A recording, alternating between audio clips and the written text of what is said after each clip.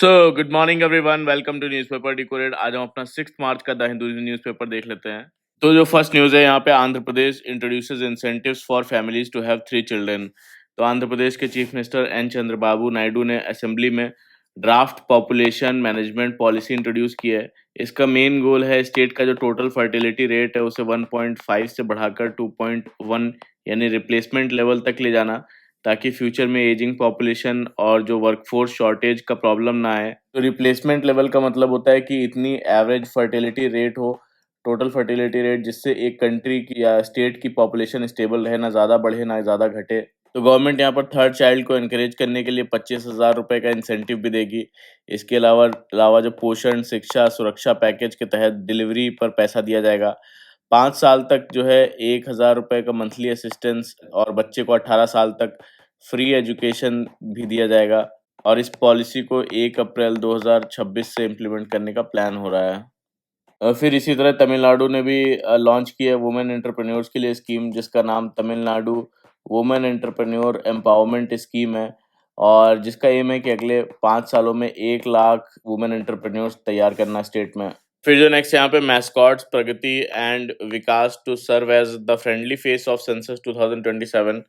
तो यहाँ पर होम मिनिस्टर ने पॉपुलेशन सेंसस 2027 जो है उसके लिए 2 मैस्कॉट्स प्रगति और विकास लॉन्च किए।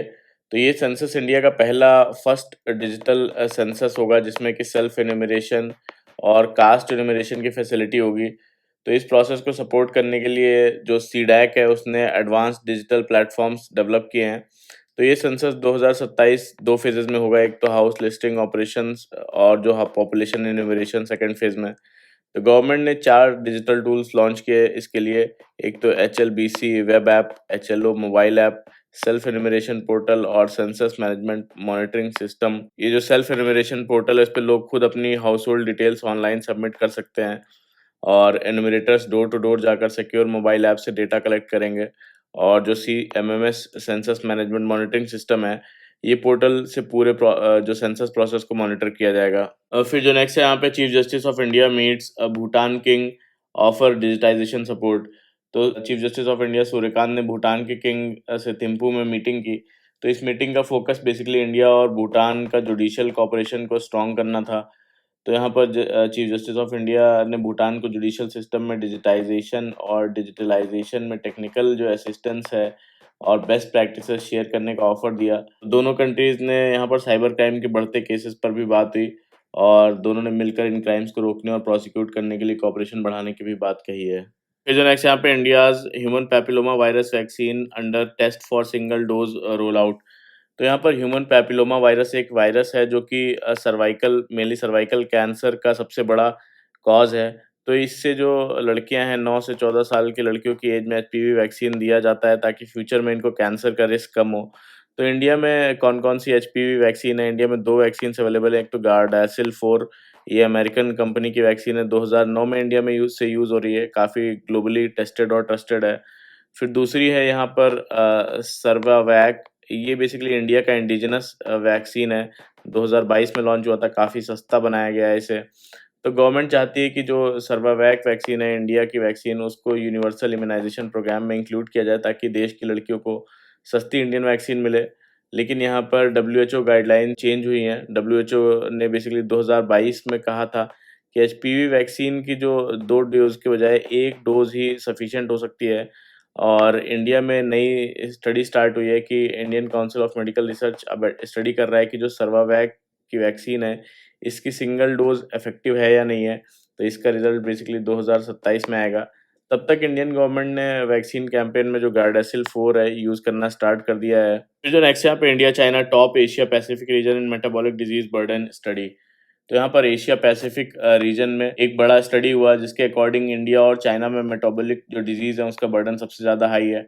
मेटाबॉलिक डिजीज़ वो कंडीशन होती है जिसमें बॉडी बेसिकली फूड और एनर्जी को प्रॉपर्ली यूज़ नहीं कर पाती है, स्टोर नहीं कर पाती। तो स्टडी में 5 मेजर प्रॉब्लम एनालाइज की गई, जिसमें कि type 2 diabetes, high blood pressure, high body mass index यानी ओबेसिटी, मोटापा ज़्यादा होना, हाई एलडीएल कोलेस्ट्रॉल और फैटी लिवर डिजीज़। तो यहाँ पर 2023 में इंडिया में जो टाइप 2 डायबिटीज़ है उसमें से लगभग 5.8 लाख डेथ्स हुई। तो हाई ब्लड प्रेशर ने भी इसी तरह यहाँ पर कई सारी 15.7 लाख डेथ्स हुए, और जो फैटी लिवर है उसमें भी केसेस रैपिडली बढ़ रहे हैं, जबकि चाइना दूसरे नंबर पर है। तो एक्सपर्ट्स का कहना है कि इस सिचुएशन को कंट्रोल करने के लिए हेल्दी डाइट प्रमोट करना, अल्ट्रा प्रोसेस्ड फूड को रेगुलेट करना, और शुगर और सॉल्ट कम करना, और सिटीज में वॉकिंग और साइकिलिंग इंफ्रास्ट्रक्चर बढ़ाना ज़रूरी है। और फिर जो नेक्स्ट है, यहाँ पे सीबीएसई ने अनाउंस किया है कि वो गल्फ कंट्रीज में जो 10th क्लास के बोर्ड एग्जाम है वो कैंसिल कर दिए हैं, और ये डिसीजन बेसिकली मिडल ईस्ट में चल रही जो टेंस सिचुएशन है और सिक्योरिटी कंसर्न को देखते लिया गया है। और साथ ही जो क्लास 12th के एग्जाम है वो जो सैटरडे से गल्फ कंट्री में होने वाले थे उन्हें पोस्टपोन कर दिया गया है, और नए डेट्स बाद में अनाउंस किए जाएंगे। फिर जो नेक्स्ट यहाँ पे, conflicts can not be resolved solely by military action, PM on west Asia and Ukraine.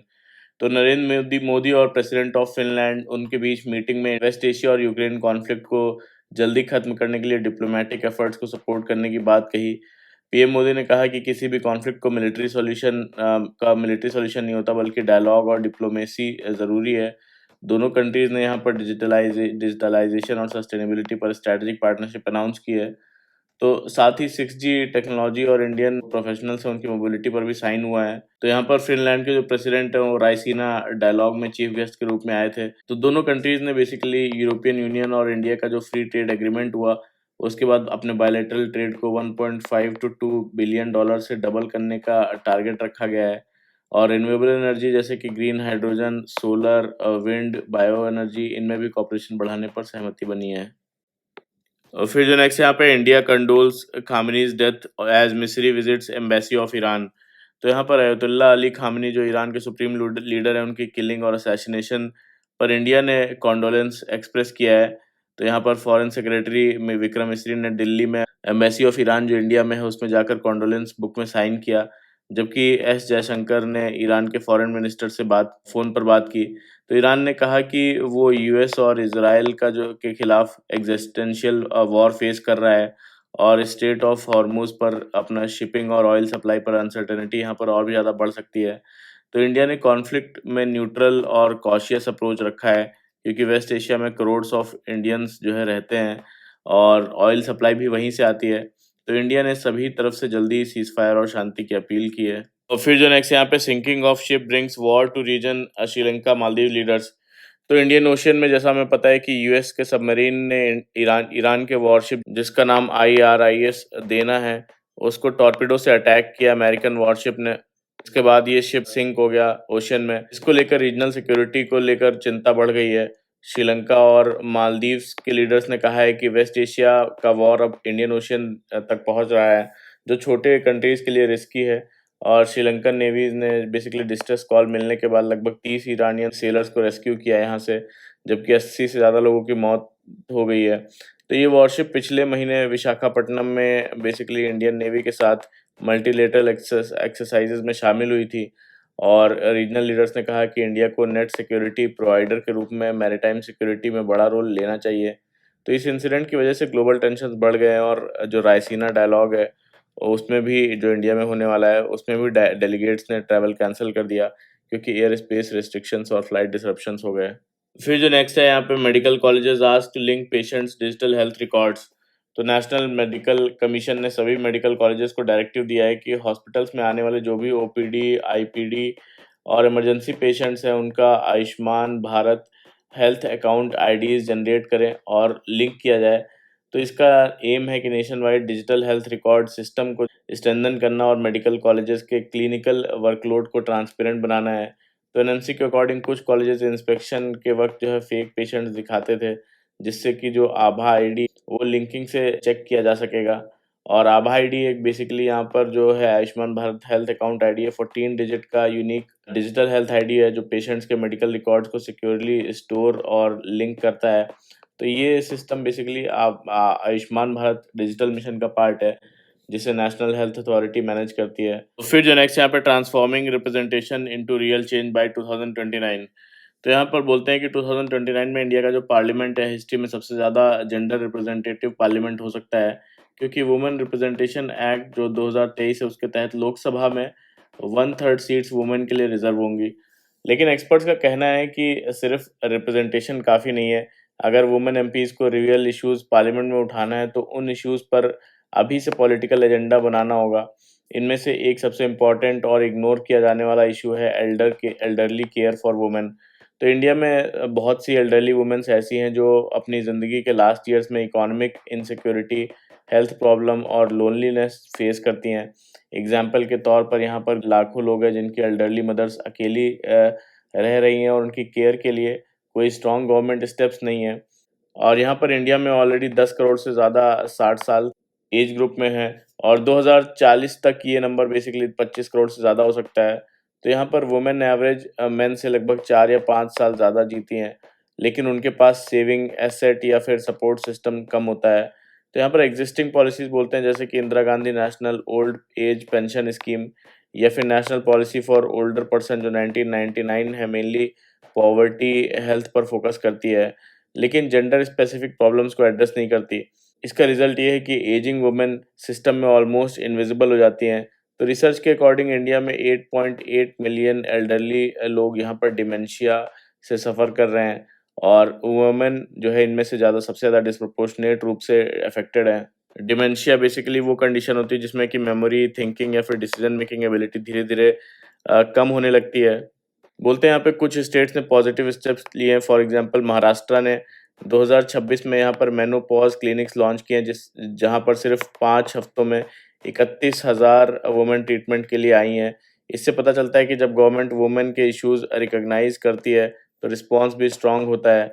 तो इसलिए पॉलिटिकल पार्टीज को 2029 इलेक्शन से पहले ही एल्डरली केयर, एजिंग वुमेन के राइट्स और सपोर्ट सिस्टम को अपने मैनिफेस्टो का पार्ट बनाना चाहिए।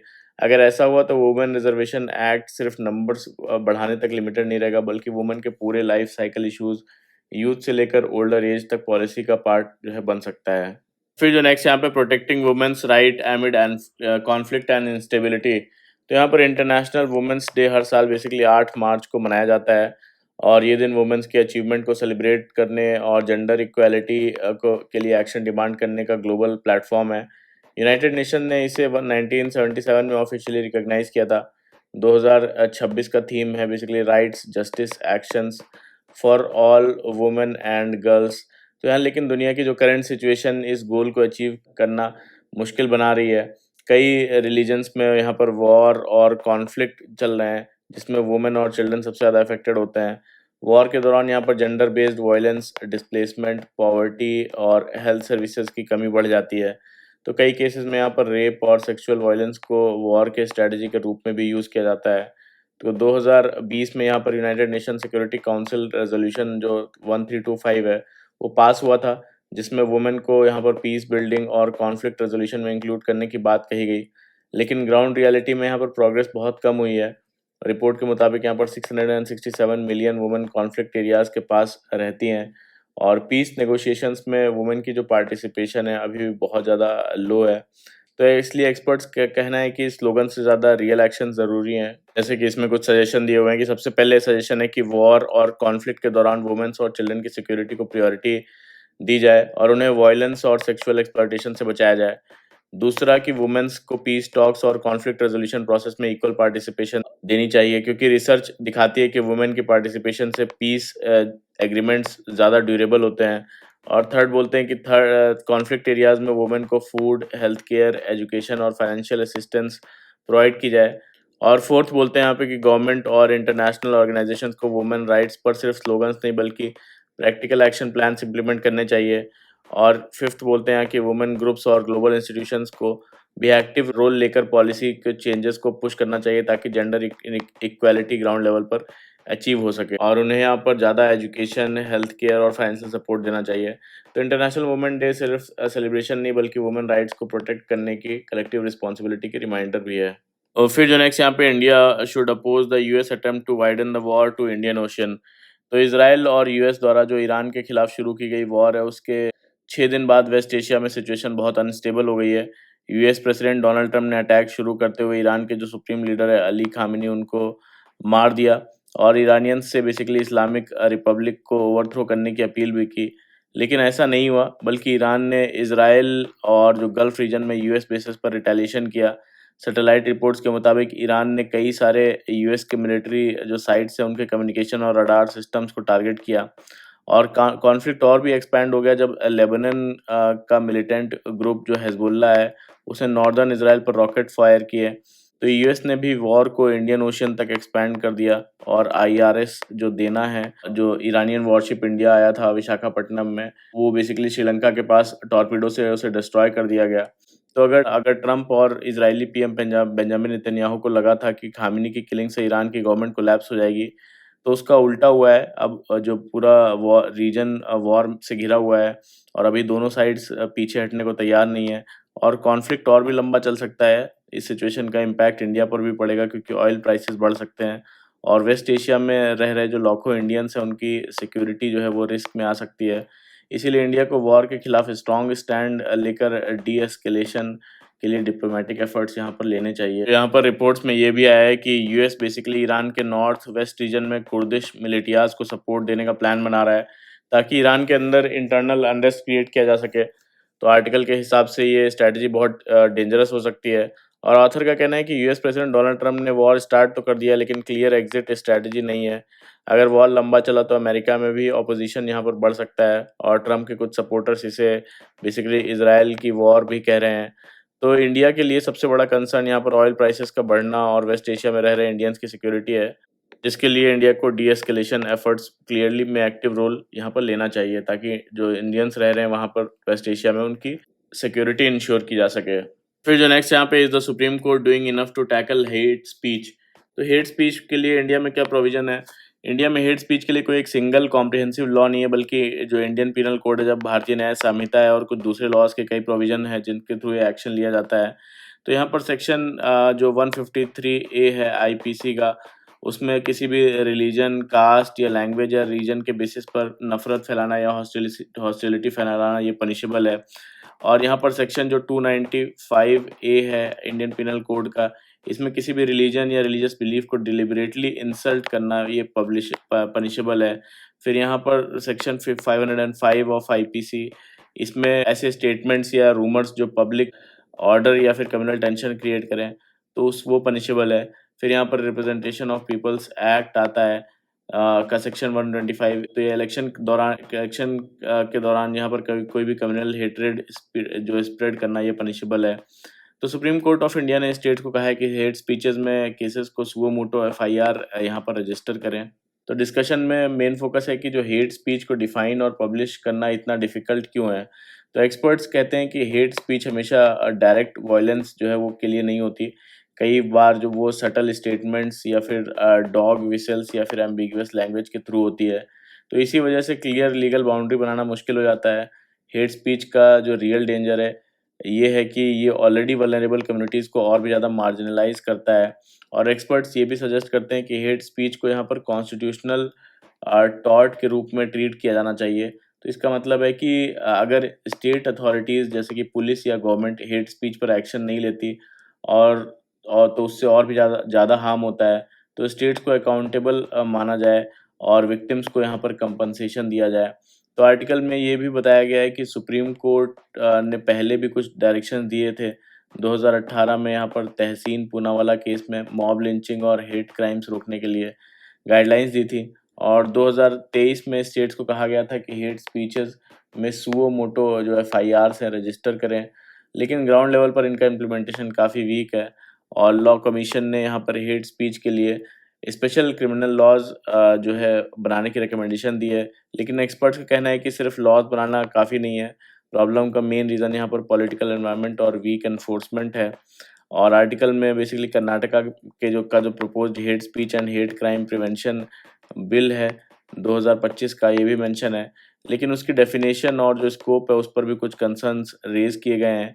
तो ओवरऑल मैसेज ये है कि हेट स्पीच का सॉल्यूशन सिर्फ लीगल नहीं, पॉलिटिकल विल और सोशल अवेयरनेस से भी आएगा। फिर जो नेक्स्ट यहाँ पे the systemic invisibility of women's mid life health. तो आर्टिकल का मेन पॉइंट ये है कि इंडिया में जो मैटरनल हेल्थ है, प्रेगनेंसी और चाइल्ड बर्थ में काफ़ी प्रोग्रेस की है इंडिया ने, लेकिन वुमेन की जो मिड लाइफ है और ओल्डर एज हेल्थ पर अभी भी ध्यान बहुत कम दिया जा रहा है। सबसे पहले आर्टिकल बताता है कि गवर्नमेंट इनिशिएटिव्स जैसे नेशनल हेल्थ मिशन और की वजह से मैटरनल मॉर्टेलिटी रेट 2000 में 362 से गिरकर यहाँ पर 2023 में लगभग 80 पर 1 लाख हो गया। तो यहाँ पर basically better institutional deliveries, skilled birth attendants और बेटर एंटीनेटल केयर ने इसमें इम्पोर्टेंट रोल प्ले किया। लेकिन प्रॉब्लम ये है कि चाइल्ड बियरिंग एज के बाद वुमेन की हेल्थ पॉलिसी और हेल्थ केयर सिस्टम में उतनी इम्पोर्टेंस उन्हें नहीं मिलती, और 30s और 40s में वुमेन में नॉन कम्युनिकेबल डिजीज़ जैसे hypertension, thyroid problem, auto immune disease जो है ये सब बढ़ रही हैं। डेटा के अकॉर्डिंग यहाँ पे 1000 वुमेन्स में से 106 को नॉन कम्युनिकेबल डिजीज़ होती है, जबकि मेंस में ये 65 पर 1000 होती है। तो मेडिकल सिस्टम्स में भी कुछ जेंडर ब्लाइंड स्पॉट्स हैं। फॉर एग्जांपल हार्ट अटैक में वुमेन्स में जो सिम्टम्स होते हैं वो अलग होते हैं, फैटीग, नॉजिया, बैक पेन। लेकिन डायग्नोसिस यहाँ पर मेल सिम्टम्स के बेसिस पर किया जाता है, जिससे वुमेन के जो केसेस हैं वो लेट डिटेक्ट होते हैं, और कई ऑटो इम्यून डिजीज़ भी जो है वेग सिम्टम्स की वजह से इग्नोर हो जाती हैं। तो सॉल्यूशन के लिए आर्टिकल सजेस्ट करता है कि वुमेन की हेल्थ को लाइफ कोर्स अप्रोच से देखना चाहिए, यानी बचपन से ओल्ड एज तक कॉशियस केयर हो उनकी। इंडिया में हेल्थ और जो वेलनेस सेंटर है और ब्रेस्ट सर्वाइकल कैंसर स्क्रीनिंग जैसे स्टेप शुरू हो चुके हैं, लेकिन और रिसोर्सेज और अवेयरनेस की ज़रूरत है। तो आर्टिकल का कंक्लूजन यहाँ पे है कि वुमेन की हेल्थ में इन्वेस्टमेंट सिर्फ इक्वालिटी का इशू नहीं है, बल्कि इसका बेनिफिट फैमिलीज, वर्क प्लेसेस और इकोनॉमी को भी मिलता है। फिर जो नेक्स्ट यहाँ पर legality of US Israel strikes on Iran. तो आर्टिकल का मेन फोकस यहाँ पर ईरान पर जो यूएस और इजराइल अटैक्स हैं और इंटरनेशनल लॉ है जो उसके पर्सपेक्टिव से उसकी लीगैलिटी को एक्सप्लेन करता है। तो सबसे पहले आर्टिकल एक इंसिडेंट बताता है जहाँ पर ईरान की जो मिनाब सिटी है उसमें एक गर्ल्स प्राइमरी स्कूल पर मिसाइल गिरने से लगभग 150 लोगों की मौत हो गई और 100 के करीब लोग इंजर्ड हुए, जिसमें ज़्यादातर बच्चे थे। तो यहाँ पर यूनेस्को ने इसे बेसिकली इंटरनेशनल ह्यूमन लॉ का सीरियस वायलेशन बताया, क्योंकि वॉर के रूल्स के अकॉर्डिंग जो स्कूल्स हैं, हॉस्पिटल्स हैं या सिविलियंस पर अटैक करना प्रोहिबिटेड है।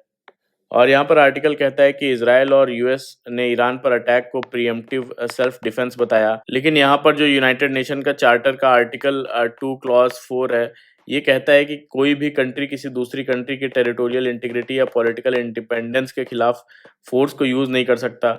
मतलब नॉर्मली वॉर इल्लीगल होता है, दो ही सिचुएशन में वॉर लीगल हो सकती है।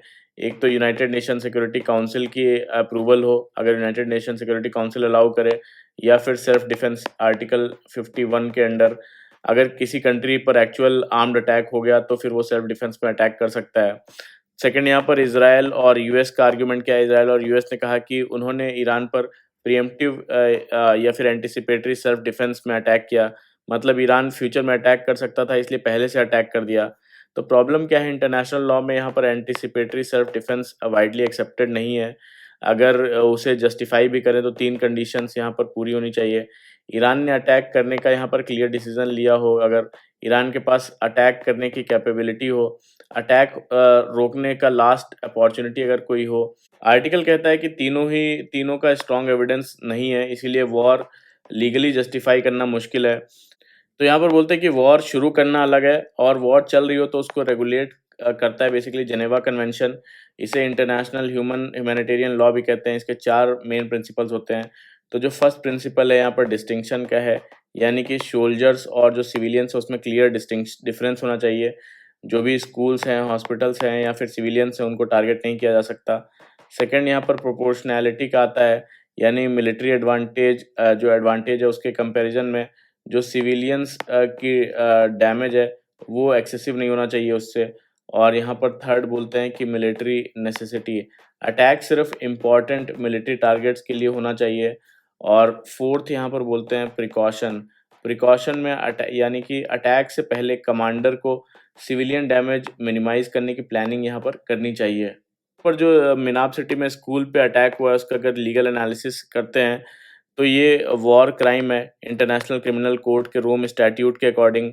अगर school near by military target की वजह से एक्सीडेंटली हिट हुआ हो तब चेक किया जाएगा कि क्या सिविलियन हार्म यहाँ पर प्रोपोर्शनेट था, क्या प्रिकॉशंस लिए गए। अगर नहीं लिए गए तो तब भी जो है ये इंटरनेशनल ह्यूमैनिटेरियन लॉ वायलेशन हो सकता है। तो यहाँ पर इंटरनेशनल लॉ परफेक्ट नहीं है और कई बार जो है वायलेट होता है, लेकिन फिर भी उस इसका इम्पोर्टेंस है क्योंकि कंट्रीज़ को अपने एक्शंस को यहाँ पर जस्टिफाई करना पड़ता है। ग्लोबल कम्युनिटीज़ अकाउंटेबिलिटी डिमांड कर सकती हैं। तो आर्टिकल कहता है कि जब बॉम्ब्स स्कूल पर गिरते हैं तब लोग जो नहीं मरते बल्कि फ्यूचर जनरेशंस का फ्यूचर भी यहाँ पर डिस्ट्रॉय हो जाता है। इसीलिए इंटरनेशनल लॉ की रिस्पेक्ट करना बहुत ज़्यादा ज़रूरी है। फिर जो नेक्स्ट यहाँ पे वेस्ट एशिया में जो वॉर चल रही है उसके चलते इंडिया की ट्रेड और इकोनॉमी पर बड़ा इम्पैक्ट पड़ रहा है। साउथ इंडिया खासकर केरला से जो वेजिटेबल्स, फ्रूट्स और सी फूड एक्सपोर्ट्स हैं फ्लाइट कैंसिल होने की वजह से रुक गए। तो इससे पेरिशेबल गुड्स वेयर हाउस में जमा हो गए और एक्सपोर्टर्स को उनके लोकल मार्केट्स में सस्ते रेट पर उन्हें बेचना पड़ रहा है। एनर्जी सेक्टर्स में भी यहाँ पर टेंशन्स हैं। यहाँ पर इंडिया इंटरनेशनल एनर्जी एजेंसी और जो ऑयल सप्लायर्स से कॉन्टैक्ट में है ताकि फ्यूल सप्लाई सिक्योर रहे। और मैरिटाइम इंश्योरेंस के लिए यूएस की जो US international development finance corporation से भी बात हो रही है। तो यहाँ पर फार्मा एक्सपोर्ट भी हिट हो रहा है। यहाँ पर गल्फ कॉर्पोरेशन काउंसिल में कार्गो का की जो अनसर्टेनिटी है उसकी वजह से इंडियन फार्मा इंडस्ट्री को 2,500 से 5,000 करोड़ तक का लॉस हो सकता है। और यहाँ पर साथ ही जो बासमती राइस एक्सपोर्ट भी अफेक्टेड है। लगभग 3,000 यहाँ पर कंटेनर्स जो 60,000 टन्स बासमती राइस ये लेकर पोर्ट्स पर अटके हुए हैं। और यहाँ पर फ्रीट कॉस्ट जो है वो भी 20 से 40% तक बढ़ गया है। फिर जो नेक्स्ट यहाँ पे centre shortlist 200 startups for Bharat innovates in France. तो यहाँ पर गवर्नमेंट ने भारत इनोवेट्स 2026 इवेंट के लिए 200 से ज़्यादा डीप टेक स्टार्टअप्स शॉर्टलिस्ट किए हैं। तो ये इनिशिएटिव बेसिकली नरेंद्र मोदी और जो फ्रेंच प्रेसिडेंट इमैनुअल मैक्रोन है उनके इंडिया और फ्रांस इनोवेशन पार्टनरशिप का पार्ट है। तो फाइनल यहाँ पे 100 से 200 स्टार्टअप्स को शॉर्टलिस्ट करके इवेंट नीस में जो फ्रांस की एक सिटी है उसमें जून 2026 में होगा। एम है कि इंडियन वेंचर्स को ग्लोबल पार्टनरशिप और इन्वेस्टमेंट अपॉर्चुनिटीज देना। सबसे ज़्यादा स्टार्टअप्स यहाँ पर आर्टिफिशियल इंटेलिजेंस, क्वांटम कंप्यूटिंग और रोबोटिक सेक्टर्स में से हैं, जहाँ पर ग्लोबल इन्वेस्टर्स और corporates Indian deep tech innovations देख सकेंगे। फिर जो नेक्स्ट यहाँ पे Iran political system clerical rule with the ballot. तो यहाँ पर बोलना है कि ईरान का जो करंट पॉलिटिकल सिस्टम है 1979 में इस्लामिक रेवोल्यूशन के बाद बना। तो इस रेवोल्यूशन में सिर्फ इस्लामिस्ट नहीं बल्कि नेशनलिस्ट, लिबरल्स, लेफ्टिस्ट और ट्रेड यूनियंस भी शामिल थे जो कि शाह की डिक्टेटरशिप को खत्म करना चाहते थे। शाह बेसिकली एक पर्शियन वर्ड है जो कि किंग या बादशाह होता है। ये टाइटल बेसिकली ईरान के मोनार्क यूज करते थे। यहाँ पर जो रेवोल्यूशन के लीडर थे रुहोल्लाह खोमेनी, उन्होंने पावर में आने के बाद एक हाइब्रिड पॉलिटिकल सिस्टम बनाया जिसमें इलेक्शंस भी होते थे और लेकिन अल्टीमेट अथॉरिटी वो शिया क्लर्जी के पास होती थी। शिया क्लर्जी मतलब जो रिलीजियस लीडर है या फिर धार्मिक गुरु है उसको रिलीजन के रूल्स, टीचिंग और इंस्टीट्यूशन को लीड करते थे। ईरान में यहाँ पर प्रेसिडेंट और जो पार्लियामेंट है जिसका नाम मजलिस है, तो ये डायरेक्टली इलेक्ट होते हैं लेकिन सबसे पावरफुल पोजीशन यहाँ पर सुप्रीम लीडर ऑफ ईरान की होती है। जो सुप्रीम लीडर होता है वो आर्म्ड फोर्सेस का भी चीफ होता है। गार्जियन काउंसिल, जुडिशरी और अदर इंस्टीट्यूशंस पर इनडायरेक्ट इम्पैक्ट कंट्रोल रखता है। और जो गार्जियन काउंसिल है ये ईरान का एक पावरफुल इंस्टीट्यूशन है जो कि इलेक्शंस में खड़े होने वाले कैंडिडेट्स को अप्रूव करती है या रिजेक्ट करती है। और ये पार्लियामेंट के लॉज को भी अप्रूव या रिजेक्ट कर सकता है। यहाँ पर ईरान की पॉलिटिक्स में दो बड़े कैंप्स हैं। एक तो प्रिंसिपलिस्ट जो कि हार्ड लाइनर्स हैं। ये लोग वो लोग हैं जो इस्लामिक रेवोल्यूशन के ओरिजिनल प्रिंसिपल्स को स्ट्रांगली सपोर्ट करते हैं। इनका मानना है कि ईरान जो रिलीजियस सिस्टम है ईरान का और शिया क्लरिकल रूल के अंडर ही चलना चाहिए। ये जनरली इस पे वेस्ट के खिलाफ टफ स्टैंड लेते हैं। और सेकंड यहाँ पर रिफॉर्मिस्ट हैं।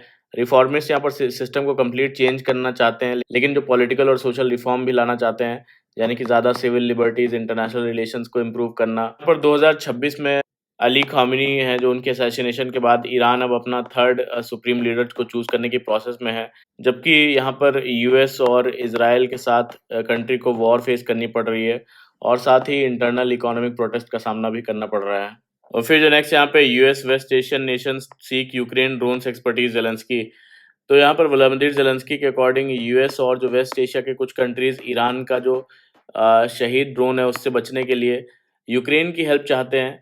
तो यूक्रेन ने यहाँ पर UAE, Qatar, Bahrain, Jordan, Kuwait के लीडर से कॉपरेशन पर बात की है।